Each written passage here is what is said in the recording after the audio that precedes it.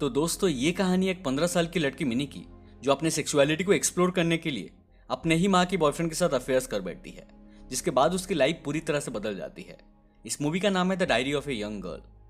तो कहानी शुरू होती है 15 साल की मिनी को दिखाते हुए, जो कि बहुत ही ज्यादा खुश दिखाई दे रही थी, क्योंकि आज पहली बार वो किसी के साथ इंटीमेट हुई थी।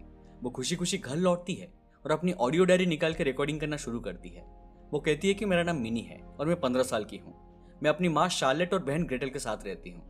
मेरे पिता के मौत के बाद मेरी माँ पास्कल नाम के एक दूसरे आदमी से शादी कर ली, जिनसे मेरी बहन ग्रेटल का जन्म हुआ। बट अभी मॉम उनके साथ भी नहीं रहती। उनका एक बॉयफ्रेंड है जिसका नाम है मोनरो। मोनरो अपना ज्यादातर टाइम हम लोग के साथ हमारे घर में ही बिताता है। इसके बाद मिनी बताती है कि कैसे उसने अपनी वर्जिनिटी लूज की। ये सब की शुरुआत तब हुई जब एक रात मिनी टीवी देखने के लिए मोनरो के बगल में बैठती है। रात काफी हो गई थी, इसलिए उसकी माँ और छोटी बहन सोने चले जाते हैं। दोनों एक दूसरे के साथ थोड़ा मजाक करने लगते हैं, जिसके बाद मिनी उसके कंधे पर सर रख के टीवी देखने लगती है। तभी जाने अनजाने में मोनरो मिनी के एक ब्रेस्ट के ऊपर अपना हाथ रखता है। बट सरप्राइजिंगली मिनी को इस बात का बुरा नहीं लगता, बल्कि वो काफी एक्साइटेड हो जाती है। इसके बाद से ही वो मोनरो को लेकर फैंटासाइज करने लगती है। मिनी एक कार्टूनिस्ट है, उसे कार्टून्स ड्रॉ करना बहुत पसंद है। वो मोनरो का एक कार्टून बना के उससे बात करने लगती है और दिन रात सिर्फ उसी के ही बारे में सोचती रहती है। पिछली रात मोनरो को कुछ ड्रिंक्स पीने क्लब जाना था, बट शार्लेट का क्लब जाने का बिल्कुल भी मूड नहीं था। तो वो उसके जगह मिनी को अपने साथ क्लब ले जाने का बात कहती है। मिनी इस मौका को गंवाना नहीं चाहती थी, इसलिए वो तुरंत मोनरो के साथ क्लब जाने के लिए रेडी हो जाती है। दोनों क्लब जाते हैं जहां मोनरो ड्रिंक करता है और धीरे धीरे बातों बातों में दोनों एक दूसरे के साथ फ्लर्ट करना शुरू करते हैं। कुछ देर बाद मिनी अपने सीट से उठती है और मोनरो के प्राइवेट पार्ट को टच करती है और बोलती है कि मैं तुम्हारे साथ इंटीमेट होना चाहती हूँ। मिनी का ऐसा डायरेक्ट अप्रोच देख के मोनरो काफी शॉक्ड हो जाता है, बट साथ में एक्साइटेड भी होता है। दोनों क्लब से बाहर निकलते हैं और कार के अंदर एक दूसरे को पैशनेटली किस करने लगते हैं। इसके बाद मोनरो मिनी को उसके घर ड्रॉप करता है। अगले दिन मिनी स्कूल बंक करके मोनरो के साथ उसके घर जाती है, जहां दोनों के बीच सारी बंदी से टूट जाते हैं और दोनों एक दूसरे के साथ पैशनेटली संबंध बनाते हैं।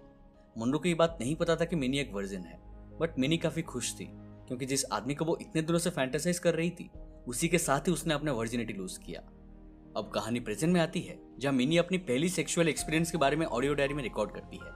इसके बाद वो अपनी बेस्ट फ्रेंड किमी को कॉल करती है और उसे सारी बातें बता देती है। बट किमी कहती है कि मोनरो का उम्र तुमसे काफी ज्यादा है और मे भी वो तुम्हारा एडवांटेज ले रहा है। बट मिनी को ऐसा नहीं लगता। वो चोरी छुपे अपने मॉम और मोनरो को देखने लगती है और सोचती है कि काश उसके पास भी कोई ऐसा होता जो उसे बहुत प्यार करता, उससे भी देखता और प्यार से उसे छूता। बट वो एकदम अकेली थी।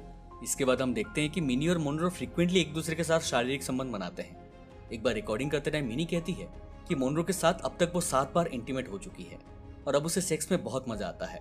वो कितना भी चाहे मोनरो के मैनली और स्ट्रॉन्ग बॉडी से खुद को दूर नहीं रख पाती। एक बार इंटीमेट होते टाइम मोनरो कहता है कि हमें इसे रोकना होगा, क्योंकि अभी भी तुम एक बच्ची हो। बट मिनी कहती है कि मैं इसे कंटिन्यू रखना चाहती हूँ, मैं इसे बिल्कुल भी रोकना नहीं चाहती। फिर हम मिनी के वॉइस में सुनते हैं जहाँ वो कहती है कि उसे सेक्स करना बहुत पसंद है और दिन भर उसके दिमाग में सिर्फ यही चलता रहता है, क्योंकि वो एक कार्टूनिस्ट बनना चाहती है, इसलिए हमें उसकी फैंटेसी कार्टून के जरिए दिखाई देती है। वो एलियन कॉमिक्स के नाम की एक कार्टूनिस्ट को अपने आइडल मानती है और बीच बीच में अपने कार्टून उन्हें भेजा करती है। एक दिन उसे अपने स्टेप डैड पास्कल का एक कॉल आता है, जिनके बातों से लग रहा था कि वो उसकी बहुत केयर करते हैं। पास्कल कहते हैं कि वो चाहते हैं कि मिनी न्यूयॉर्क आके उनके साथ रहे, बट वो मना कर देती है। कहानी में आगे मोनरो का बर्थडे आता है, जिस दिन वो शार्लेट के साथ ड्रिंक वगैरह करके टाइम बिताता है। मोनरो को अपने मॉम के साथ देख के मिनी अपसेट हो जाती है और अगले दिन स्कूल में उसका एक दोस्त रिकी से मिलती है, जो उसे पसंद करता था। मिनी उसके साथ उसके घर जाती है और वहां दोनों इंटीमेट होते हैं। यहाँ हम देखते हैं कि सेक्स के दौरान मिनी काफी पैशनेट हो जाती है, जिसको देख के रिकी को थोड़ा अजीब लगता है।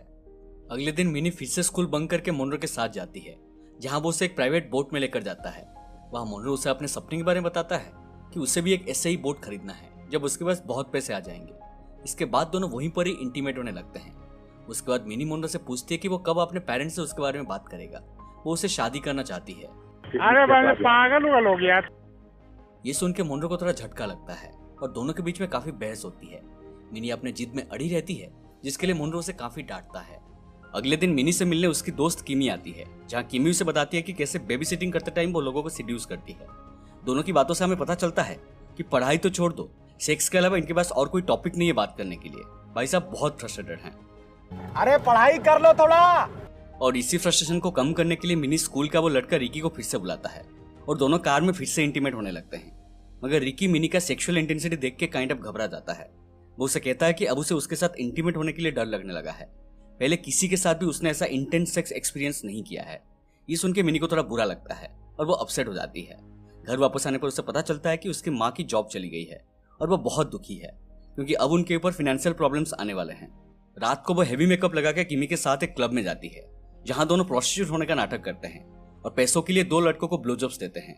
अगली सुबह जब उनकी नशा उतरती है तब उन्हें रियलाइज होता है कि उन्होंने क्या कांड किया है। उन्हें काफी बुरा फील होता है और दोनों प्रॉमिस करते हैं कि आज के बाद ऐसा काम नहीं करेंगे। फिर वो अपनी छोटी बहन ग्रेटल के साथ मिलकर अपनी स्टेप डैड पैस्कल से मिलने जाती है जहां वो उसे कहती है कि मॉम की जॉब चली गई है और हमें फाइनेंशियल हेल्प चाहिए। पैस्कल शार्लेट से मिलने मिनी के साथ उनके घर आते हैं बट वहां उनका मुलाकात मोनरो से होता है जो सोफे पर पड़ा हुआ था। ये देखकर पास्कल वहां से चले जाते हैं। जाते आते वो शार्लेट के लिए एक चेक छोड़ जाते हैं। आगे हम लोग मिनी के घर में एक पार्टी होते हुए देखते हैं जहां उसके माँ के कुछ दोस्त मोनरो और किमी आए हुए थे। वो सब सुट्टेबाजी, शराब और ड्रग्स करते हैं जिसमें मिनी और किमी भी शामिल होते हैं। मारे जाओगे। अब जब सब लोग सस्ते नशे करके जन्नत का दर्शन कर रहे होते हैं तब मिनी और किमी मोनरो के सामने बेहद उत्तेजक डांस करके उसे सिड्यूस करने लगते हैं। क्योंकि तीनों ही सेक्सुअली फ्रस्ट्रेटेड थे इसलिए तीनों ट्रिगुट में लिप्त हो जाते हैं, यानी कि थ्रीसम। अच्छा, हमको सिखा रिया है। अगले दिन मिनी अपनी पिछली रात की हरकत को लेकर थोड़ा अजीब फील कर रही होती है। तब किमी उसे कहती है कि ये सिर्फ वन टाइम था, जो कुछ हुआ ज्यादा सीरियसली मत लो। तब मिनी उसे कहती है कि वो मोनरो से प्यार करने लगी है, सच्ची वाली। रात को मोनरो नशे की हालत में मिनी को कॉल करता है और उसके बातों से मिनी को लगता है कि शायद मोनरो भी उसके प्यार में है। अब ये दोनों की हरकत को देखकर शार्लेट को होता है उनके ऊपर शक और इसीलिए वो सीधा मोनरो को कन्फ्रंट करती है। बट मोनरो मिनी के साथ कोई भी रिलेशन होने का इनकार करता है और अपनी प्यारी प्यारी बातों से उसे कन्विंस कर लेता है। उसके बाद मोनरो मिनी से बाहर मिलता है और कहता है कि शार्लेट को उनके ऊपर शक हो गया है। अब उनके रिलेशन को यही रोकना होगा, नहीं तो दोनों बहुत बड़े मुश्किल में फंस जाएंगे। मिनी उसके बातों को समझती है और उसे काफी दुख होता है। वो उसे किस करती है और दोनों फिर से कार में इंटीमेट होते हैं। ऐसे ही कुछ दिन बीत जाते हैं जब एक दिन मिनी मोनरो से बात करने उसके घर जाती है। मोनरो काफी दिन से ठीक से सोया नहीं था, इसलिए वो मिनी से कहता है कि वो सिर्फ उसे आधा घंटा सोने दे, उसके बाद वो लोग बात कर सकते हैं। वो मिनी को भी अपने साथ लेटने बोलती है। मिनी कहती है कि सप्ताह वो एक ब्लैक गाय से मिली थी जिसके साथ इंटीमेट होकर उसे बहुत मजा आया। ये सुन के मोनरो काफी एक्साइटेड हो जाता है, मतलब ठरक भाई साहब, और क्या। बस फिर से दोनों इंटीमेट हो जाते हैं। ये तो साला होना ही था। इसके बाद दोनों एक अनजान ड्रग्स लेते हैं जिसके बाद दोनों अजीब हरकतें करना शुरू करते हैं। जहां मिनी को लगता है कि उसके पंख आ गए हैं और वो उड़ने लगी है, वहां मोनरो को लगता है कि कोई उनके ऊपर नजर रख रहा है। कुछ देर बाद मोनरो अचानक इमोशनल हो जाता है और कहता है कि वो उससे बहुत प्यार करता है। अब मिनी, जो कि इतने दिनों से मोनरो को पाना चाहती थी और उससे एक स्ट्रॉन्ग मैनली आदमी के रूप में फैंटासाइज करती थी, उसका ये इमोशनल और वीक साइड देख के उसकी सारी फीलिंग्स गायब हो जाती है।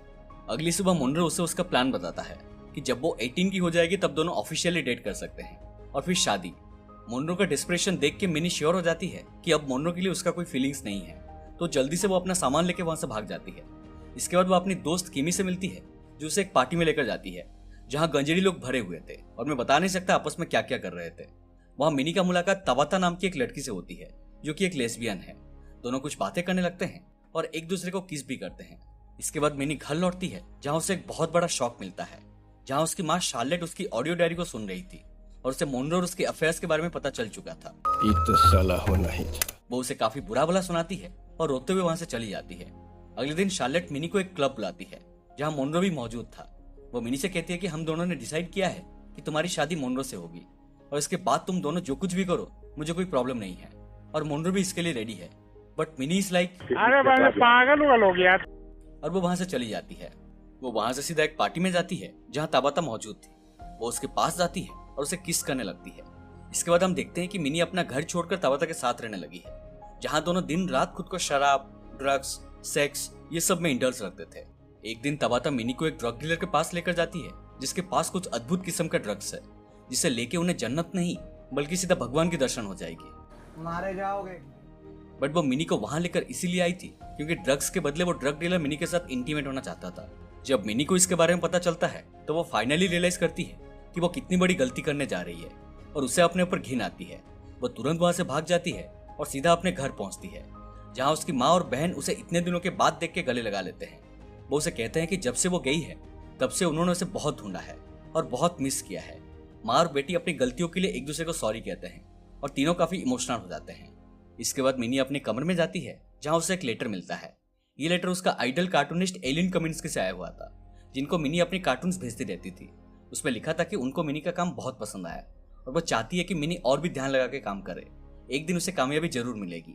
इसे पढ़ के मिनी को काफी हौसला मिलता है और वो अपने पास्ट को पीछे छोड़कर काम में मन लगाती है। यहाँ सीन कट होती है और हम मिनी को बीच पर देखते हैं जो अपनी पेंटिंग्स बेचकर घर चलाने में मदद कर रही थी। तभी उसका मुलाकात मोनरो से होता है, बट अब मिनी को कोई फर्क नहीं पड़ता और वो उसे अपना एक पेंटिंग देके गुड बाय कहती है। फिर छोटी बहन ग्रेटल के साथ बीच पर काफी एंजॉय करती है और एक हैप्पी एंडिंग के साथ मूवी यहीं पर खत्म हो जाती है। तो ये थी the diary of a young girl की पूरी कहानी। फिल्म में हम देखते हैं कि एक 15 साल की लड़की अपनी सेक्सुअलिटी को एक्सप्लोर करने के लिए काफी कॉम्प्लिकेटेड चीजों में खुद को फंसा लेती है, जिससे निकलना उसके लिए काफी मुश्किल होता है। उसे हमेशा से ही लगता था कि उसके खुशियों के लिए उसे एक आदमी की जरूरत है, बट फाइनली उसे रियलाइज हो जाता है कि वो अकेली भी खुश रह सकती है। वो अपने गलतियों से सीखती है और अपने आप को सही रास्ते में लाती है। कभी कभी हम खुद अपने लाइफ में मुश्किल, प्रेशर या दुख का सामना करने के लिए या किसी प्रकार का फैंटेसी को पूरा करने के लिए शराब, ड्रग्स या सेक्स जैसे चीजों का सहारा लेते हैं।